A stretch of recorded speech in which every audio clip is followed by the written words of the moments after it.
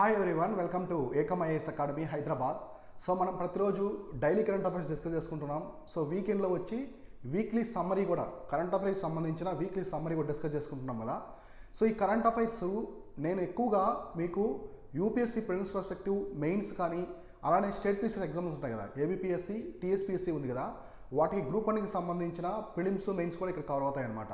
So ఎందుకంటే ఈ topics మనం హిందూ న్యూస్ పేపర్ నుంచి తీసుకుంటున్నాను. నేను హిందూ న్యూస్ పేపర్ నుంచి తీసుకొని డిఫరెంట్ సబ్జెక్ట్ వీలో, అంటే ఎన్విరాన్మెంట్ కావచ్చు, సైన్స్ అండ్ టెక్నాలజీ, ఇలా డిఫరెంట్ సబ్జెక్ట్ వీలో తీసుకొని మీకు క్లియర్ కట్గా ఎక్స్ప్లెయిన్ చేస్తున్నాను అనమాట. కాబట్టి ఇవి చాలా కీ రోల్ ప్లే చేస్తాయి మీకు ఎగ్జామినేషన్లో. ఏదర్ ప్రిలిమ్స్ అయినా కానీ ఆర్ మెయిన్స్ అయినా కానీ ఆ రెండింటిలో, రెండు ఎగ్జామ్స్లో చాలా కీ రోల్ అయితే ప్లే చేస్తాయి. కాబట్టి ఈ పాయింట్స్ అన్నీ కూడా మీరు నీట్గా నోట్ చేసి పెట్టుకోండి. అంటే ఇప్పుడు మీకు ఇవి మామూలు కామన్ పాయింట్స్ అనిపించవచ్చు, ఎగ్జామ్ దగ్గరికి వెళ్ళే కొద్దీ ఈ పాయింట్స్ అనేది చాలా క్రూషియల్ రోల్ అనేది ప్లే చేస్తాయి. మీకు ఆన్సర్లో ఈ పాయింట్స్ మెన్షన్ చేసినా కూడా మెయిన్స్ ఆన్సర్ షీట్లో చాలా బ్యూటిఫుల్గా ఉంటుంది ఆన్సర్ అనేది. సో ఎగ్జామ్ మీద కూడా చూడడానికి చాలా అట్రాక్టివ్గా ఉండి మార్క్స్ కూడా బాగా పడతాయి.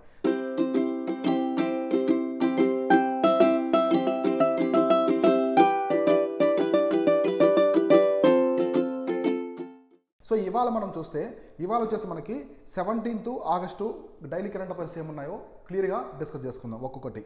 సో ఫస్ట్ వచ్చేసి child morality. So child mortality has dipped to 35 per 10,000 births minister. So మామూలుగా చైల్డ్ మోర్టాలిటీ ఉంటుంది, అంటే శిశు మరణాల రేటు అంటారు. తెలుగులో వచ్చి శిశు మరణాల రేటు అంటే ఎలా తీసుకుంటారంటే ఇది అండర్ ఏజ్ 5 అనమాట. సో అండర్ ఏజ్ 5, సో 5 సంవత్సరాల కంటే తక్కువ ఉండే పిల్లల్ని తీసుకుంటారు. సో వాళ్ళు పుట్టిన తర్వాత 5 సంవత్సరాల లోపు ఎంతమంది చనిపోతున్నారు, 1000 మందికి ఎంతమంది చనిపోతున్నారో తీసుకుంటారు. సో ఇక్కడ 35 per 1000 బర్త్స్ అంటే చాలా తక్కువే ఉంది. సో ఇంకా తగ్గించాలని గవర్నమెంట్ అయితే ఒక ప్రయత్నం అయితే చేస్తుందన్నమాట. సో చైల్డ్ మోర్టాలిటీ చూడండి, India has taken rapid strides to reducing the child mortality since 2014 from the 45 per 1000 so live births to 35 per 1000 live births in 2019. Union minister, health minister Bharati Pravin పవర్సెడ్. So మనకి 2014లో 45 ఉన్నది. సో 2014లో చైల్డ్ మోర్టాలిటీ 45/1000 ఉన్నది. So ఇప్పుడు 2014లో. So ఇప్పుడు ఏమైంది, so present ఎంత ఉంది, ప్రెజెంట్ వచ్చేసి 35 per 1000 ఉంది. 35 per 1000 2019కి. అంటే ఓవరాల్గా పర్సెంటేజ్ తగ్గిందనమాట. తగ్గడం వల్ల ఏంటంటే మనం మంచి కృషి చేస్తుంది గవర్నమెంట్ అనేది, మంచి చర్యలు తీసుకుంటుంది, శిశు మరణాల రేటు ఎక్కువ ఉండకూడదని తీస్తుంది.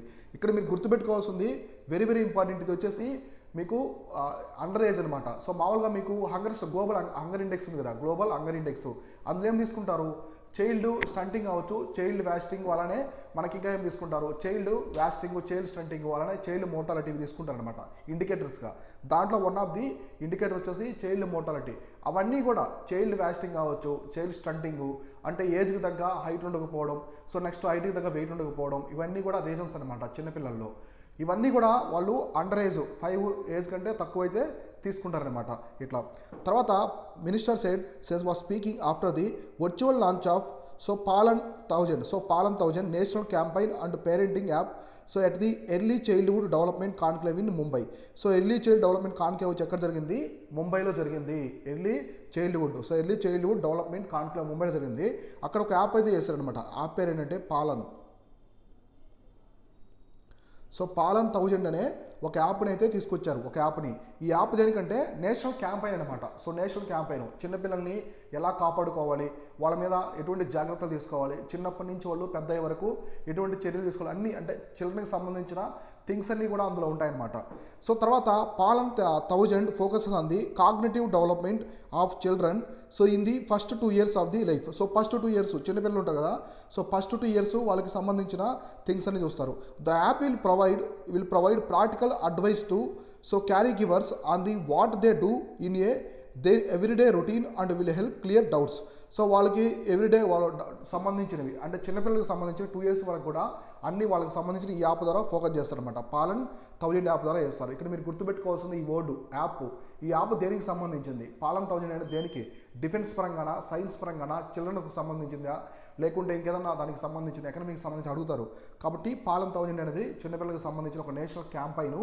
సో ఇది చిన్నపిల్లలకి 2 years వరకు వాళ్ళ మీద ఎటువంటి చర్యలు, ఎటువంటి జాగ్రత్తలు తీసుకోవాలి, ఎటువంటి కృషి చేయాలి, వాళ్ళు అంటే వాళ్ళని కాపాడుకునే దానికి ఎటువంటి చర్యలు తీసుకోవాలి గవర్నమెంట్ అన్నీ కూడా దాని మీద అయితే ఫోకస్ చేస్తుంది. So highlighting the importance of the early phase of child's life as their impact can so last life time. అంతే కదా, చిన్నపిల్లల మీద మీరు ఎలా చిన్నప్పుడు ఎటువంటి ప్రభావాలు ఉంటాయో వాళ్ళు లైఫ్ టైం మొత్తం కూడా అలాంటి ప్రభావాలే ఉంటాయి. కాబట్టి చిన్నపిల్లల్ని పెంచేటప్పుడు కానీ వాళ్ళకి ఎథికల్ వాల్యూస్ చెప్పడం, అంటే 5 years తర్వాత వాళ్ళకి చిన్న చిన్న విషయాలు చెప్పడము, ఇవన్నీ ఏంటంటే వాళ్ళు చిన్నప్పుడు బాగా గుర్తుంటాయి. వాళ్ళు చిన్నప్పుడు ఏం చేస్తారో అదే లైఫ్ లాంగ్ కూడా ఉంటుంది, కాబట్టి అది ఒక ఇంపార్టెంట్ పాయింట్.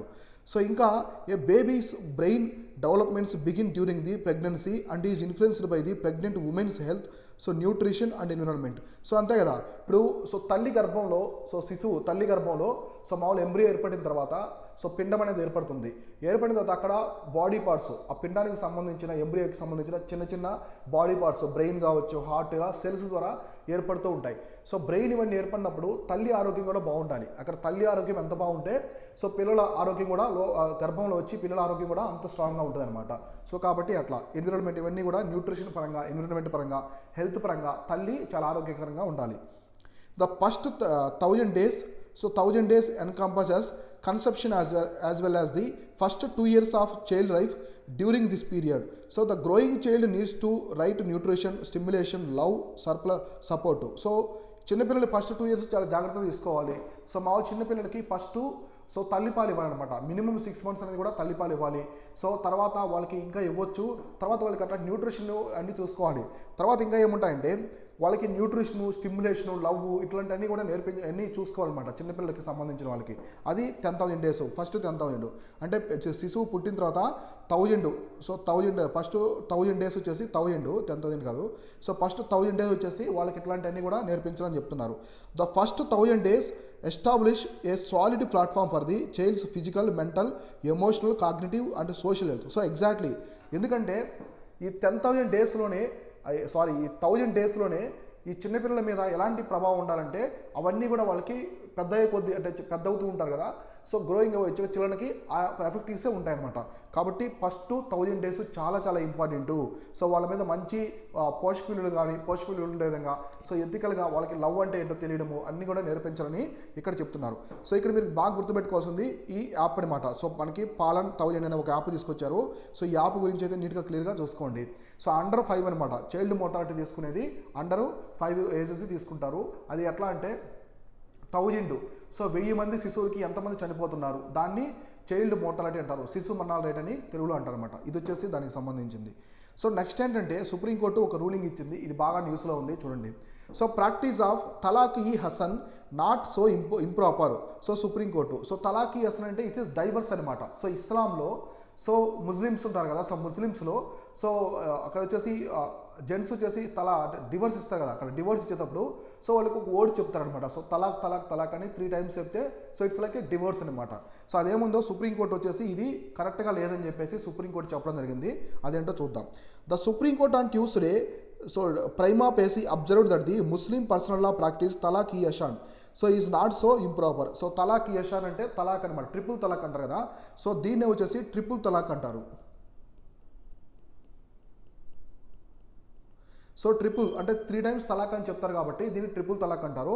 దీనికి ఒరిజినల్ నేమ్ వచ్చేసి తలాక్ ఈ హసన్ అనమాట. సో తలాక్ ఈ హసన్ is a form of divorce by which Muslim man can divorce his wife by pronouncing తలాక్ once every month over a 3 period month. So every month ఒకసారి తలాక్ అని చెప్తూ 3 months చెప్తే అది డివోర్స్గా తీసుకుంటారు అనమాట ఇస్లాంలో. సో కాబట్టి దీని గురించి అయితే ఇక్కడ చెప్పారు సుప్రీంకోర్టు అనేది ఇది ప్రాపర్గా లేదు, కరెక్ట్ వేలో లేదని చెప్పేసి వాళ్ళైతే క్లియర్ కట్గా చెప్తున్నారు. సో తర్వాత a bench led by Justice Sanjay Kishan Kaul said that a Muslim woman has the option to divorce by the process of khula by returning the dower ante mahar or something else this received from the husband or without returning anything, so as agreed by the spouses or the Kudia court decreed respect of the circumstances. So ఇక్కడ ఏంటంటే మామూలుగా divorce తీసుకుంటారు కదా, so divorce తీసుకున్న తర్వాత compensation అనేది ఇస్తారు. So వైఫ్కి కొందరు కంపెన్సేషన్ కూడా ఇస్తుంటూ ఉంటారు. సో అలాంటివి కూడా ఉంటుంది. సో ఇంకా వచ్చేసి అసలు ఓవరాల్గా ఈ ప్రాసెస్ అనేది కరెక్ట్ వేలో లేదని చెప్పేసి సుప్రీంకోర్టు ఇది ఇక్కడ చెప్పడం జరిగింది. ఇంకా prima facie this talaq hasan so is not so improper. So is not so improper, ఇది కరెక్ట్ వేలో లేదు. So women is also have a option. So khula is here. So prima facie one do not agree with the petitioner. I do not want to this to become a agenda for any other reason.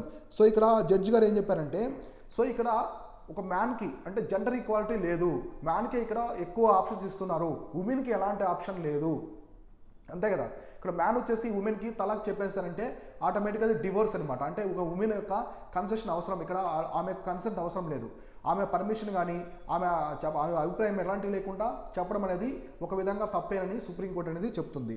So తర్వాత the court remarks came while hearing a petition filed by journalist Benazir Heena represented by the senior advocate Pinky Anand అనేది advocate. So వీళ్ళందరూ చేశారు.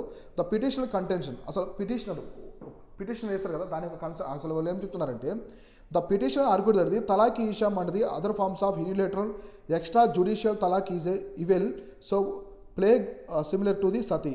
So ఇది ఈ తలాక్ అనేది ఒక plague వ్యాధి లాంటిది, సో ఒక ప్లేగ్ లాంటిది, ఒక సతీ లాంటిది అని చెప్పేసి ఇక్కడైతే చెప్తున్నారు. సో ఇంకా తలాక్ ఎస్ఎన్ is a arbitrary irrational so contractive article 14, 15, 21, 25. So చూడండి ఇక్కడ మనకి ఆర్టికల్స్ వచ్చాయి. సో ఈ తలాక్ అనేది దేనికి వ్యతిరేకం అంటే article 14, so rule of law మనకి ఉన్నాయి కదా, so rule of law equality before law ఇవన్నిటికి 15 ఒకటి, 21 అండ్ 25 ఈ ఆర్టికల్స్ ఉన్నాయి కదా, ఇవన్నీ కూడా మనకి ఫండమెంటల్ రైట్స్ అనమాట. సో ఫండమెంటల్ రైట్స్ ప్రాథమిక హక్కులకి ఉల్లంఘన చేస్తున్నాయి, ఈ ట్రిపుల్ తలాక్ అనేది ప్రాథమిక హక్కులకి ఉల్లంఘన చేస్తుందని చెప్తున్నారు అనమాట. So conventions and civil rights and human rights, so ఇది మానవ హక్కులు కాకుండా పౌర హక్కులకు కూడా ఇది భంగం కలిగిస్తుంది ఈ ట్రిపుల్ తలాక్ అనేది అని సుప్రీంకోర్టు చెప్పింది. ఇక పిటిషన్ చెప్తున్నారు. So the petition submitted there should be a gender neutral, religion neutral, uniform grounds of the divorce, so uniform process divorce all the forms reasons. సో ఒకటి ఇప్పుడు జెండర్ ఈక్వాలిటీ, లింగ భేదం అనేది ఉండకూడదు అనమాట. సో పురుషుడు స్త్రీ అనేది భేదం అనేది ఉండకూడదు. సో రిలీజియస్ పరంగా కూడా భేదం ఉండకూడదు. సో ఇక్కడ జెంట్స్కి ఎక్కువ ఆప్షన్స్ ఉండము, ఉమెన్కి ఎక్కువ పవర్ లేకపోవడం, ఆప్షన్స్ లేకపోవడం అట్లా ఉండకూడదు. సో రిలీజియస్ పరంగా సమానంగా ఉండాలి, సో ఇంకా మనకి జెండర్ పరంగా సమానంగా ఉండాలి అని చెప్పేసి చెప్తున్నారు. ఇంకా చూసుకుంటే grounds of divorce in the uniform process.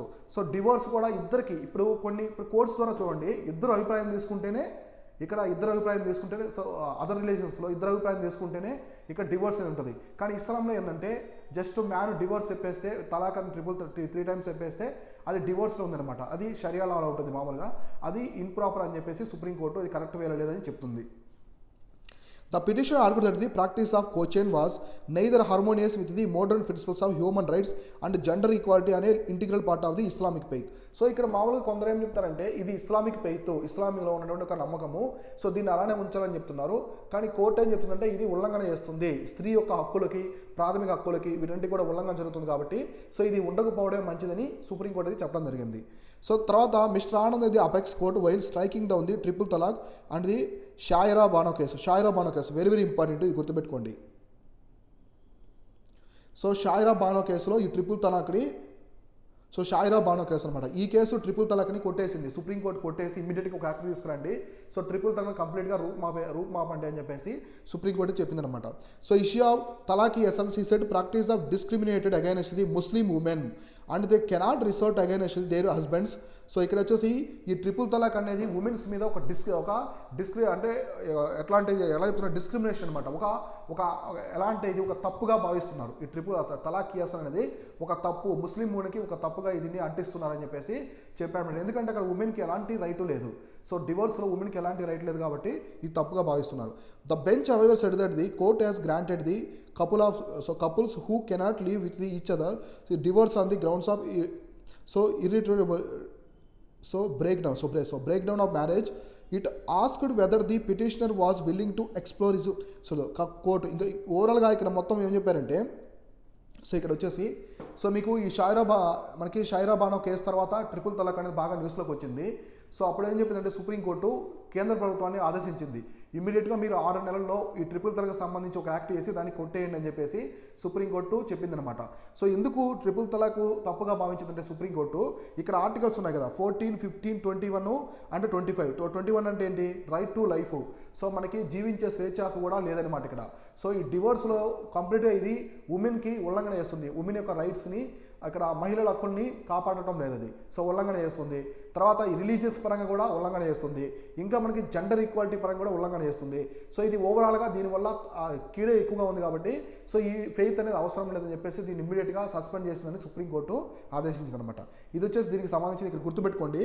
So తలాక్ ఈ అసన్ అంటే ట్రిపుల్ తలాక్ అని అర్థం, సో తలాక్ ఈ అసన్ అంటే ట్రిపుల్ తలాక్ అని అర్థం అనమాట. సో ఇది ఒకటి. సో నెక్స్ట్ ఏముందో క్లియర్గా చూద్దాం. సో నెక్స్ట్ వచ్చేసి China to Boost demand speed up infrastructure. So China వచ్చేసి డిమాండ్ పెంచి ఇన్ఫ్రాస్ట్రక్చర్ని పెంచాలని చెప్పేసి చెప్తున్నారు. ఒక ఇన్ఫ్రాస్ట్రక్చర్ ఎప్పుడు పెంచుతారు? సో ఇప్పుడు ఒక పర్సన్ వచ్చేసి ఒక చిన్న కంపెనీ ఉంది. సో ఇప్పుడు మీకు వచ్చేసి సోప్స్ తయారు చేసే కంపెనీ ఉందనుకోండి, మీరు సోప్స్ తయారు చేస్తారు, ఒక రకమైన కంపెనీ సోప్స్ చేస్తారు, ఒక ఫ్లేవరు, సో ఏదో ఒకటి శాండల్ ఫ్లేవర్తో చేస్తున్నారు. సో దానికి బాగా బయట డిమాండ్ ఉందనుకోండి, ఎక్కువ మీకు ఆర్డర్స్ వస్తున్నాయి అనుకోండి, వేరే షాప్స్ నుంచి ఇట్లా ఆర్డర్ వస్తుంటే మీకు ఆటోమేటిక్గా డిమాండ్ ఉంది కాబట్టి మీరు ఇన్ఫ్రాస్ట్రక్చర్ పెంచుతారు, మీరు బ్రాంచ్లు పెంచడం కానీ ఇట్లా చేస్తారు కదా. సో ఎగ్జాక్ట్లీ సేమ్ అలానే డిమాండ్ క్రియేట్ అయినప్పుడే ఇన్ఫ్రాస్ట్రక్చర్ని కూడా పెంచుతారనమాట. అంతే కదా, మీకు ఎలాంటి ఆర్డర్ లేనప్పుడు మీరు ఎక్కువగా మ్యానుఫ్యాక్చరింగ్ చేస్తారు అనుకోండి, సోప్స్ ఇట్లాంటివి, సో మీ ప్రొడక్ట్స్ని మ్యానుఫ్యాక్చర్ ఏం చేస్తారు, మొత్తం గ్యారేజ్లో పడేసుకోవాలి. సో కాబట్టి డిమాండ్ ఉన్నప్పుడే ఇన్ఫ్రాస్ట్రక్చర్ కూడా పెంచుకోవాలి అని ఇక్కడ చెప్తున్నారు. చైనా ఏం చేస్తుందో చూద్దాం. So sustained economic recovery. So economic recovery కోసం దీన్ని బూస్ట్ డిమాండ్కి బూస్ట్ ఇచ్చేసి ఇన్ఫ్రాస్ట్రక్చర్ని స్పీడప్ చేయడం అనమాట. సో ఇక్కడ చూడండి, China will boost economic demand ఉంది strong and reasonable and moderate manner to accelerate the infrastructure construction in the third quarter of the year. So officials from the state planner said. So ఇలా ఏం చెప్తున్నారంటే, demand create చేసి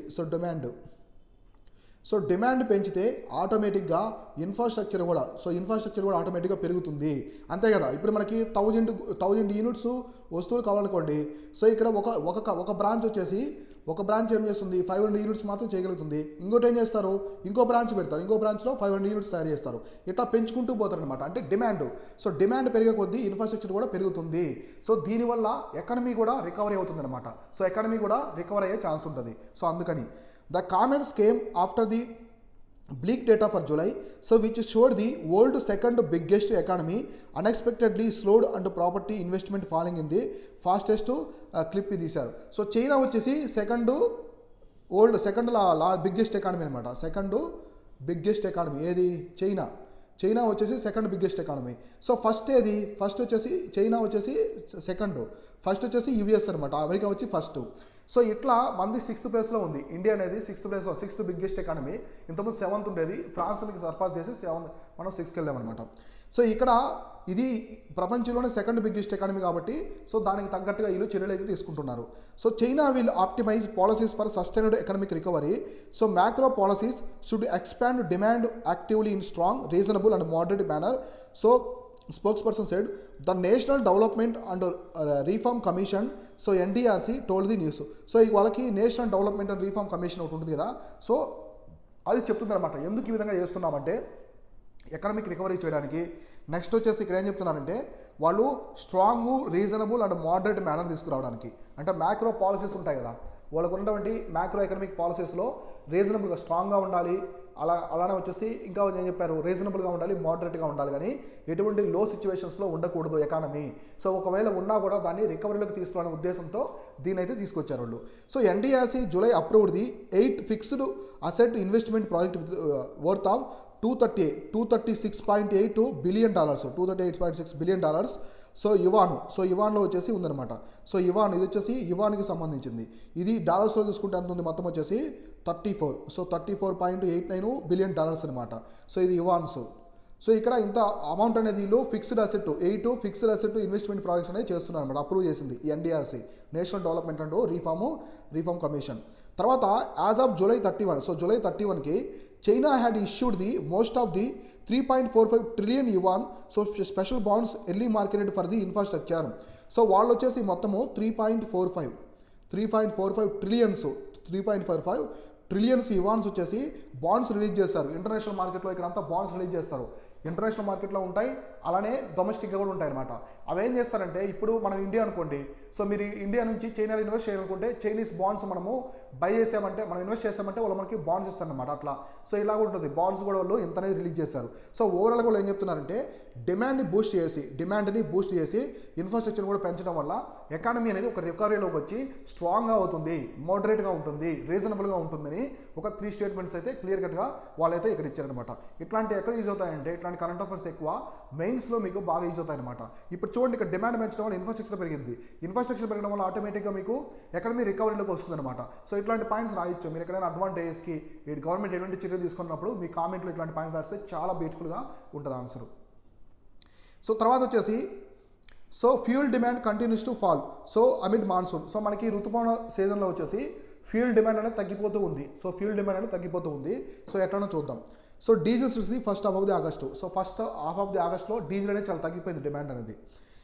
so diesel demand in India so fell for a second month in a row as a progress monsoon as a chipped away it the consumption key sectors like agriculture preliminary industry data.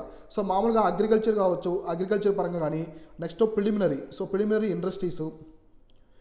ఇండస్ట్రీస్లో diesel. So మనకి diesel ఉంది కదా, so diesel అనేది demand అనేది ఒక్కసారిగా తగ్గిపోయింది అనమాట. Diesel demand అనేది ఒక్కసారిగా అయితే తగ్గిపోవడం జరిగింది. సో తర్వాత petrol and diesel demand as fall in month on month. So July, so petrol diesel రెండు కూడా జూలైతో పరంగా పోల్చుకుంటూ తగ్గిపోతూ ఉన్నాయి demand. So while petrol consumption is almost flat in the first half of August. So petrol అయితే ఒక ఫ్లాట్గా ఉంది, పెట్రోలియంకి సంబంధించి ఒక ఫ్లాట్గా ఉంది. డీజిల్ అయితే సో ఆటోమేటిక్గా డిమాండ్ అనేది తగ్గిపోతూ ఉందన్నమాట. So the most widely used fuel in the country. So మనము డీజిలే కదా ఎక్కువ వచ్చేసి వెహికల్స్ మనం యూజ్ చేసేది ఏంటి, డీజిల్. సో డీజిలే ఎక్కువగా యూజ్ చేస్తూ ఉంటాం మనం. So man drop the 11.2% during the August. So 1 to 15 to the 2.82 million tons from the 3.7. So ఇంత పర్సెంటేజ్ తగ్గిందనమాట. మొత్తం వచ్చేసి 11.2% అనేది ఆగస్టు 1 నుంచి 15 మధ్యలోనే ఇంత పర్సెంటేజ్ తగ్గిందనమాట. ఏది డీజిల్ అనేది తగ్గింది. So the arrival of intensity of monsoon so weigh heavily on diesel demand in the country and consumption traditionally lower on the July September than the April June. So monsoon restrict mobility and demands from the farm sector, so which uses the diesel in the irrigation pumps, trucking and drops with the onset of rains. So మామూలుగా చూడండి, monsoon అనేది మన ఇండియాలో monsoon ఉంది కదా, చాలా వాటి మీద ఇంపాక్ట్ చూపిస్తుంది. చాలా థింగ్స్ మీద మాన్సూన్ అనేది ఋతుపవనాలు ఇంపాక్ట్ చూపిస్తాయి. సో మీకు ఒక రియల్ టైమ్ ఎగ్జాంపుల్ ఎక్స్ప్లెయిన్ చేస్తాను చూడండి, చాలా ఇంట్రెస్టింగ్గా ఉంటుంది. సో మాన్సూన్ అనేది చూడండి ఎంత కీ రోల్ ప్లే చేస్తుందో మన ఇండియాలో. సో మాన్సూన్ అనేది స్టాక్ మార్కెట్స్ డిసైడ్ చేస్తుంది. ఇండియాలో స్టాక్ మార్కెట్ డిసైడ్ చేస్తుంది, ఎందుకంటే అగ్రికల్చర్ డిసైడ్ చేస్తుంది కాబట్టి. సో మన ఇండియాలో మాన్సూన్ అంటే తెలుగులో ఋతుపవనాలు. సో మాన్సూన్ దేని ఇంపాక్ట్ చేస్తాయి. సో ఒకటి వచ్చేసి అగ్రికల్చరు. నెక్స్ట్ వచ్చేసి మనకేంటి ఎనర్జీ. So energy sector. ఇంకా ఏముంది, ఇప్పుడు పెట్రోలు అండ్ డీజిల్ సెక్టర్ కావచ్చు. ఇంకా ఏం డిసైడ్ చేస్తుంది, స్టాక్ మార్కెట్స్, ఇంకా మిస్లైనస్ మిగతా థింగ్స్ కూడా ఇదంతా సో చేస్తూ ఉంటుంది అనమాట. ఇక్కడ చూడండి, సో అగ్రికల్చర్ అనేది మాన్సూన్ స్ట్రాంగ్గా ఉందంటే ఆటోమేటిక్గా అగ్రికల్చర్ ప్రొడక్షన్ కూడా పెరుగుతుంది. సో మాన్సూన్ వీక్గా ఉంటే అగ్రికల్చర్ ప్రొడక్షన్ తగ్గిపోతుంది. ఇక్కడ చూడండి ఎనర్జీ పెట్రోలియంకి ఇప్పుడు మాన్సూన్ అనేది స్ట్రాంగ్గా ఉందంటే అర్థం ఏంటి, మాన్సూన్ స్ట్రాంగ్గా ఉంటే రెయిన్ఫాల్ అనేది బాగుంది. సో రెయిన్ఫాల్ అనేది బాగుందనమాట. సో రెయిన్ఫాల్ కూడా బాగుంది కాబట్టి ఆటోమేటిక్గా మనకి మోటార్స్ అంటే బావిలో నుంచి వాటర్ని తీసుకురావడము, సో బోర్వెల్స్కి మోటార్స్ ఇవన్నీ అవసరం కదా. అవన్నీ అవసరం ఏంటంటే డీజిల్ మిగిలిస్తున్నాము, పవర్ని మిగిలిస్తున్నాము. కాబట్టి ఈ రెండు మిగిలిస్తున్నాం కాబట్టి ఆటోమేటిక్గా ఈ రెండు పడిపోతాయి. సో పడిపోతాయి కాబట్టి అది రైతుకు బెనిఫిటే, ఆదాయదాయకంగా ఉంటుంది అనమాట. సో అంటే మాన్సూన్ బాగా స్ట్రాంగ్గా ఉండడం వల్ల ఈ డీజిల్ అనేది ఎక్కువ యూజ్ చేయలేదు. సో ఇప్పుడు మాన్సూన్ వీక్ అయింది అనుకోండి, వర్షాలు పడవు. సో ఖచ్చితంగా పంటలకి వాటర్ కావాలి. సో బావిలో నుంచో ఇంకోటి ట్యాంక్స్ ఉంటాయి, చెరువుల నుంచో ఇంజిన్ ద్వారా మోటార్ ద్వారా వాటర్ అనేది తీసుకురావాలి. ఖచ్చితంగా అక్కడ డీజిల్, సో ఆయిల్ డీజిల్ కావాలి, లేదా పెట్రోల్ అయినా కావాలి, లేదా పవర్ అయినా కావాలన్నమాట. ఈ మూటిని మనం ఏం చేస్తున్నాం, మాన్సూన్ స్ట్రాంగ్గా ఉండడం వల్ల సేవ్ చేస్తున్నాం అన్నమాట. అది ఇక్కడ చెప్పారు. సో ఇంకా మాన్సూన్ మంత్ ట్రెడిషనల్లీ ఆర్ లో consumption months to overall the oil demand. So ఇదంతా మామూలు కామనే.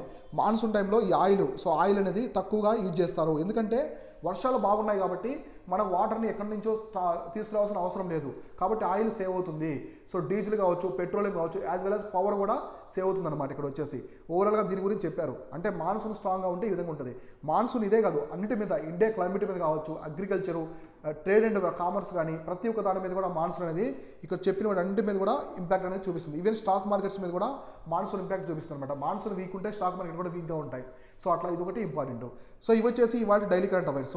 నెక్స్ట్ మనము ప్రిలిమ్స్ క్వశ్చన్ డిస్కస్ చేస్తాం కదా, వీటిలో చాలా ఇంపార్టెంట్ క్వశ్చన్స్ ఉన్నాయి, 5 ఇంపార్టెంట్ క్వశ్చన్స్. అవి ఏమున్నాయో డిస్కస్ చేద్దాం. సో ఫస్ట్ ప్రశ్న, ప్రిలిమ్స్లో ఫస్ట్ ప్రశ్న ఏమి ఇచ్చారంటే, which state hosted the FIDE chess olympiad for the first time in India. So ఇది మన ఇండియాలో ఫస్ట్ టైం కండక్ట్ చేస్తారనమాట. ఫస్ట్ టైం కండక్ట్ చేస్తారు FIDE అని, chess olympiad for first time. ఏ స్టేట్లో చేస్తారని అంటున్నాడు. So Rajasthan, Gujarat, Tamil Nadu, Karnataka. So answer వచ్చేసి తమిళనాడు. సో రీసెంట్గా తమిళనాడులో ఈ చెస్ ఒలింపియాడ్ అనే కాంపిటీషన్ అయితే పెట్టారనమాట. ఇది ఇండియాలో ఫస్ట్ టైం పెట్టడం, ఇండియాలో ఫస్ట్ టైము, అది కూడా తమిళనాడు రాష్ట్రంలో పెట్టారనమాట. సో మనకి తమిళనాడులో సెంట్రల్ రైల్వే స్టేషన్ ఉంది కదా, central railway station, Madras central railway station ఉంటుంది, చాలా బాగుంటుంది. అది మనకి సో ఏ స్టైల్లో కట్టారంటే గోతిక్ స్టైల్లో కట్టారు. So this Gothics. So Gothics style of architecture. So Gothic style of architecture చూడండి ఎన్ని పాయింట్స్ వస్తాయి ఇందులో. సో ఇది ఎవరు ఇంట్రొడ్యూస్ చేశారంటే బ్రిటిష్ వాళ్ళు ఇంట్రొడ్యూస్ చేశారు అనమాట. ఇది వచ్చేసి మనకి బ్రిటిష్ వాళ్ళు ఇంట్రొడ్యూస్ చేశారు. సో ఇంకా ఏమున్నాయి ఇలాంటి గోతిక్ స్ట్రక్చర్స్, మనకి ఛత్రపతి టెర్మినస్ ఉంది కదా, వరల్డ్ హెరిటేజ్ సైట్ ముంబైలో ఉన్న ఛత్రపతి టెర్మినస్ కూడా, రైల్వే టెర్మినల్ కూడా బ్రిటిష్ వాళ్ళు కట్టారు. దీన్ని గోతిక్ స్టైల్ అంటారు. సో ఈ చెన్నై ఉంది కదా మనకి అది స్టేషను మద్రాస్ సెంట్రల్. సో దానికి ఆపోజిట్గా ఒక బ్రిడ్జ్ ఉంటుంది అనమాట, ఒక కాలం మీద బ్రిడ్జ్ ఉంటుంది. ఆ బ్రిడ్జ్ మీద మొత్తం వచ్చేసి చెస్ బోర్డ్ లాగా పెయింటింగ్ చేశారు. చెస్ బోర్డ్ లాగా పెయింటింగ్ చేశారు. రీసెంట్గా బాగా న్యూస్లో వైరల్ అవుతుంది. ఎందుకంటే తమిళనాడులో చెస్ ఒలింపియాడ్ పెడుతున్నారు కాబట్టి వాళ్ళు ఆ విధంగా అయితే చేయడం జరిగింది పెయింటింగ్. కాబట్టి తమిళనాడు జరిగింది, బాగా న్యూస్లో ఉంది. మోస్ట్ ప్రిడిక్టబుల్ క్వశ్చన్ అనమాట, ఇది గుర్తుపెట్టుకోండి. Next Dinesh Shahra lifetime award is associated with which field. So Dinesh Shahra lifetime award అనేది దేనికి సంబంధించింది, ఏ రంగానికి సంబంధించి అడుగుతున్నారు. సో ఇక్కడ dance, sports, music, literature. Answer వచ్చేసి మ్యూజిక్ అనమాట. ఇది మ్యూజిక్ సంబంధించింది. ఇవే కాకుండా మనకి చాలా ఉంటాయి. Duleep trophy. So Duleep trophy దేనికి సంబంధించింది, దులీప్ కానీ, సో రంజీ ట్రోఫీ కానీ, విజయ్ హజారా, ఇవన్నీ కూడా క్రికెట్కి సంబంధించిన అనమాట. సో క్రికెట్కి, ఇంకా హాకీకి సంబంధించినవి కొన్ని ఉన్నాయి, ధ్యాన్ చంద్కి సంబంధించినవి. నెక్స్ట్ స్పోర్ట్స్ పరంగా శాంతి భట్నాగర్ అవార్డు, ఇది సైన్స్కి సంబంధించింది. ఇట్లా మ్యాన్ బుకర్ ప్రైజు మ్యాథమెటిక్స్ సంబంధించింది. ఇట్లా కొన్ని ఉంటాయన్నమాట. అబెల్ ప్రైజ్ కూడా మ్యాథమెటిక్స్ సంబంధించింది అనమాట. ఇట్లా కొన్ని ఉంటాయి కాబట్టి ఇవి కూడా చూసుకోండి. ఎగ్జామినేషన్ పరంగా అడుగుతూ ఉంటారు ఎక్కువ. ఇట్లాంటివి ఎక్కువగా స్టేట్ పీసీఎస్ ఎగ్జామ్లో, గ్రూప్ 1 ఎగ్జామ్లో అడుగుతూ ఉంటారు. సో యూపీఎస్సీ కూడా అప్పుడప్పుడు సైన్స్ అండ్ టెక్నాలజీలో స్టేట్మెంట్ టైప్లో అడుగుతుంటారు. కాబట్టి ఇక్కడ ఆన్సర్ వచ్చేసి మ్యూజిక్ అనమాట. సో నెక్స్ట్ ప్రశ్న వచ్చేసి, so which of the following is the best place for Neelakurinji in India. So what are Neelakurinji, అసలు నీలకురించి అంటే ఏంటి, న్యూస్లో ఉంది బాగా.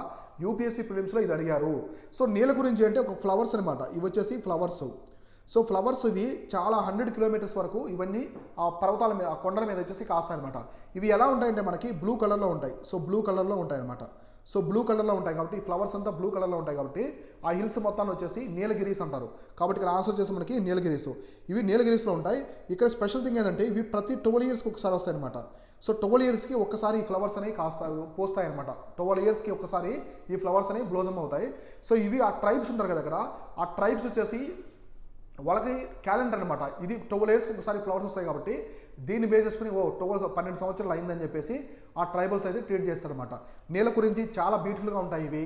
సో మీరు నీలగిరి హిల్స్ ఎప్పుడైనా టూరిజం వెళ్ళినప్పుడు ఈ ఫ్లవర్స్ ఉన్నప్పుడు వెళ్ళండి. ఎందుకంటే 12 ఇయర్స్కి ఒక్కసారి ఈ ఫ్లవర్స్ వస్తాయి. మొత్తం ఆ హిల్స్ కొండలు మొత్తం వచ్చేసి కొండలంతా కూడా ఈ ఫ్లవర్స్తో నిండిపోతాయి అనమాట. మొత్తం మనకి బ్లూ కలర్లో కనిపిస్తాయి. అందువల్ల ఈ పర్వతాలు వచ్చేసి నీలగిరీస్ అంటారు. సో నీలం అంటాం కదా మనం తెలుగులో, నీలం అంటే బ్లూ అట్లా. So next which of the following tribe is inhabitants Andaman Nicobar islands. So Andaman Nicobar ఐలాండ్స్లో ఉండే ట్రైబ్స్ చాలా చాలా ఇంపార్టెంట్, గుర్తుపెట్టుకోండి. అక్కడ మనకి 5 ట్రైబ్స్ ఉంటారు, మొత్తం 5 ట్రైబ్స్ ఉంటారు.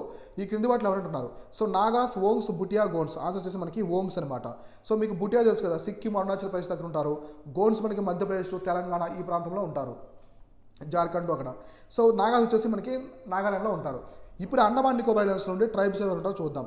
సో ఫస్ట్ వచ్చేసి నికోబారీసు, సో నికోబారీసు, సో ఇంకా సెంతినలీసు. సో నార్త్ సెంతినలీస్ ఉంది కదా, సో వీళ్ళే చంపేస్తారు. అక్కడికి వెళ్తే ఎవరినైనా చంపేస్తారు నార్త్ సెంతినల్, ఎందుకంటే వీళ్ళకి ప్రపంచంతో టచ్ లేదు. జరావాసు, ఓంగ్సు, షోంపెన్సు. సో వీళ్ళందరూ కూడా మనకి అండమాన్ నికోబార్ ఐలాండ్స్లో ఉంటారనమాట. అండమాన్ నికోబారు ఐలాండ్స్లో ఉండే ట్రైబ్స్ చాలా చాలా ఇంపార్టెంట్. ఇందులో మళ్ళీ మంగోలాయిడ్స్, నెగ్రిటోస్ ఉన్నారు. అవి నేను తర్వాత మీకు ఎక్స్ప్లెయిన్ చేస్తాను క్లియర్ కట్గా. ఇక్కడైతే ఈ గుర్తుపెట్టుకుని ఇవే అడుగుతారు ఎక్కువ. సో ఈ 5 ట్రైబ్స్ ఇక్కడ ఉంటారన్నమాట. ఎక్కడ ఉంటారు, అండమాన్ నికోబార్ ఐలాండ్స్లో ఉంటారు. సో ఇక్కడ జరావాస్ వచ్చేసి మనకి హ్యూమన్ కాంటాక్ట్ ఉన్నారనమాట. సో జరావాస్తో హ్యూమన్ కాంటాక్ట్ ఉన్నారు. ఇక్కడ మిగతా ట్రైబ్స్తో కూడా ఉన్నారు. ఒక్క సెంత్రలీస్ మాత్రమే, వీళ్ళు నార్త్ సెంట్రల్ ఐలాండ్లో ఉంటారు. సో నార్త్ సెంట్రల్ ఐలాండ్లో ఉంటారు. వీళ్ళు ఒక అమెరికన్ సిటిజన్ కూడా అక్కడికి వెళ్ళారనమాట. వెళ్తే వాళ్ళు చంపేశారు. కాబట్టి ఎవరైనా కొత్త వాళ్ళు అక్కడికి వెళ్తే చంపేస్తారు. వీళ్ళు ఆంథ్రోపాలజిస్టులు ఉంటారు కదా, హ్యూమన్ శాస్త్రానికి సంబంధించిన వాళ్ళైతే వాళ్ళని కాంటాక్ట్ అవ్వడానికి నెంబర్ ఆఫ్ టైమ్స్ ప్రయత్నించారు, కానీ అక్కడైతే విఫలమయ్యారనమాట.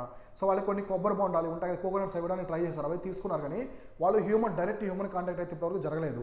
సో వీళ్ళు ఐలాండ్లో ఉంటారు, చాలా చాలా ఇంపార్టెంట్. నెగ్రిటోకి సంబంధించిన ట్రైబ్ అనమాట. ఈ ట్రైబ్స్ అంతా కూడా అండమాన్ నికోబార్ ఐలాండ్స్లో ఉంటారనమాట. సో నెక్స్ట్ లాస్ట్ ప్రశ్న ఏంటంటే, so consider the following statement which of the above is are located in Karnataka. So కొన్ని నేషనల్ పార్క్స్ ఇచ్చారు ఇక్కడ, ఇవి ఏవేవి కర్ణాటకలో ఉంటాయని చెప్పేసి ఇక్కడ చెప్తున్నారు. సో ఫస్ట్ చూస్తే బందీపూర్ నేషనల్ పార్క్, సో ఇది కర్ణాటకలో ఉంటుంది. సో కనహా నేషనల్ పార్క్ ఇది మధ్యప్రదేశ్లో ఉంటుంది. So next Nagarhole national park ఇది కర్ణాటకలో ఉంటుంది. సో 1 and 3 మాత్రమే, 2 క్యాన్సిల్, ఇక్కడ 2 క్యాన్సిల్ చేస్తే ఆటోమేటిక్గా మీకు 1 and 3 వస్తుంది. సో బందీపూర్ కర్ణాటకలో ఉంది, నాగర్హోల్ కూడా కర్ణాటకలో ఉంది, కాబట్టి ఆన్సర్ వచ్చేసి 1 and 3 అనమాట. సో ఇట్లా మీరు national parks, so national parks ఏమున్నాయి, సో టైగర్ రిజర్వ్స్ ఏమున్నాయి, నెక్స్ట్ వైల్డ్ లైఫ్ శాంచురీస్ ఏమున్నాయి, ఎలిఫెంట్ రిజర్వ్స్ ఏమున్నాయి, ఇవన్నీ కూడా క్లియర్ కట్గా చూసుకోండి, చాలా చాలా ఇంపార్టెంట్. సో ఇవి చాలా ఇంపార్టెంట్. నెక్స్ట్ మనకి ఇంటర్నేషనల్ బర్డ్ శాంచురీస్ ఉంటాయన్నమాట. కొన్ని ఇంటర్నేషనల్ బాల్ లైఫ్ ఉంది కదా, అది కొన్ని బర్డ్ శాంచురీస్ ఉంటాయి, కొన్ని ఇంపార్టెంట్, అవి కూడా చూసుకోండి. మనకి కెలాడియో నేషనల్ పార్క్ ఒకటి, ఇంకా మనకి పులికాట్ లేక్ దగ్గర ఇట్లా బర్డ్కి సంబంధించిన ఏరియాస్ ఉంటాయి, అవి కూడా చూసుకోవాలి. ఇవన్నీ కూడా ఎన్విరాన్మెంట్ అండ్ జాగ్రఫీ పరంగా చాలా చాలా ఇంపార్టెంట్. యూపీఎస్సీలో ఎవ్రీ ఒక ప్రశ్న అయితే ఖచ్చితంగా అడుగుతారు వీటి నుంచి. 1 or 2 వచ్చేసి మనకి 2 క్వశ్చన్స్ అయితే ఖచ్చితంగా అడిగేదానికి అవకాశం ఉంది. సో ఇవి వచ్చేసి ఇవాళ డైలీ కరెంట్ అఫైర్స్. అలానే మీకు prelims questions 5 prelims questions explain చేశాను. అలానే డైలీ కరెంట్ అఫైర్స్ కూడా క్లియర్ కట్గా మీకు డిస్కస్ చేశాను. ఇలా ప్రతిరోజు మీకు ప్రిలిమ్స్ క్వశ్చన్స్కి సంబంధించిన ఇంపార్టెంట్ ఇన్ఫర్మేషన్. ఇక చూడండి, ఓన్లీ ఒక ట్రైబ్ మాత్రమే ఉంది, ఇంకా రిమైనింగ్ ట్రైబ్స్ కూడా ఇక్కడ ఎక్స్ప్లెయిన్ చేశాను కదా. ఎగ్జాక్ట్లీ ఇలానే రిమైనింగ్ కూడా అన్నీ కూడా నేను ఎక్స్ప్లెయిన్ చేస్తుంటాను. కాబట్టి మన డైలీ కరెంట్ అఫైర్స్ని ప్రతిరోజు ప్రతి ఒక్కరు ఫాలో అయితే మీకు ఎగ్జామినేషన్లో చాలా చాలా మీ ప్రిపరేషన్ బూస్టింగ్గా చాలా కీ రోల్ అనేది ప్లే చేస్తాయి. ఇది వచ్చేసి ఇవాళ డైలీ కరెంట్ అఫైర్స్. రేపు డైలీ కరెంట్ అఫైర్స్ ఇంపార్టెంట్ అంశాలు ఏమన్నావు అవన్నీ క్లియర్గా మనం డిస్కస్ చేసుకుందాం. Thank you so much.